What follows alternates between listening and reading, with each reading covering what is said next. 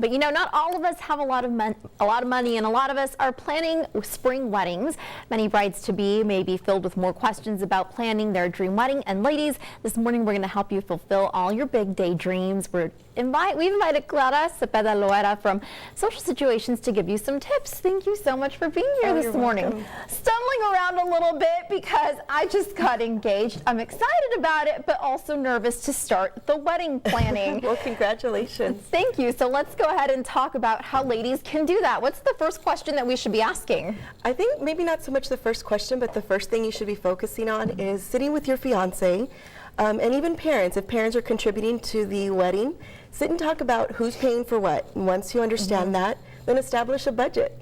Once you've established that, then go out and look for your wedding planner to help you to make it easier. Because the budget, that's really what it all comes down to. That's how you can make all your decisions, right? Yeah, definitely. And I think a well thought out budget helps eliminate a lot of that stress in the planning, because you want to enjoy the planning time. Of course. So what's the next thing that you do in the process? Well, once I fully understand what the budget is, the theme, the feel, then I have a better idea as to where to send my bride and grooms to and which vendors to introduce them to, because the vendors is key in planning that wedding and making it successful. Okay, great. So tell us more about wedding season. How many brides do you really see come in kind of not really knowing exactly what they need to do? I think every season is different.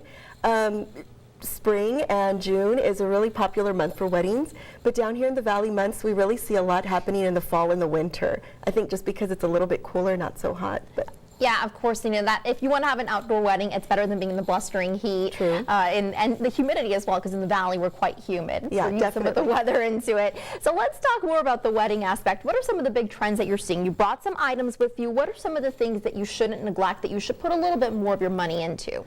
You know, I really think you need to start from the top. I think definitely choosing your venue, and it's important. That's what's going to set the theme and the feel. Once you've got that venue, determine what the theme, the feel of the wedding is going to be. Isn't that cute? That's a really pretty Makes me bouquet. feel like a bride. Yeah, you're going to be a bride really soon. But that's from our friends at Bloomers. It's an artificial bouquet, but it's really pretty. But I think definitely focus putting your money in the catering and the entertainment. You want your guests to leave there raving about it and being on cloud nine, just like you and your husband at the time would be. Of course, you want them to have tons of fun. You want them to always remember your big day. That's something that you kind of struggle with. What about colors, different trends? Right now, I know that maybe orange is one of the trends. Yeah, orange is one. And again, just with the seasons, it changes. Right now, I see a lot of Pinterest brides. A lot of brides come in, they've already got their board set. A lot of the rustic kind of burlap vintage feel is in right now. Yes. Okay. Well, we want to thank you so much for being with us this morning, Claire. And we're going to keep you around for the next hour to talk more about this, because so many different things that you can go over when it comes to weddings. In the meantime, let's go ahead and head back over to Mary.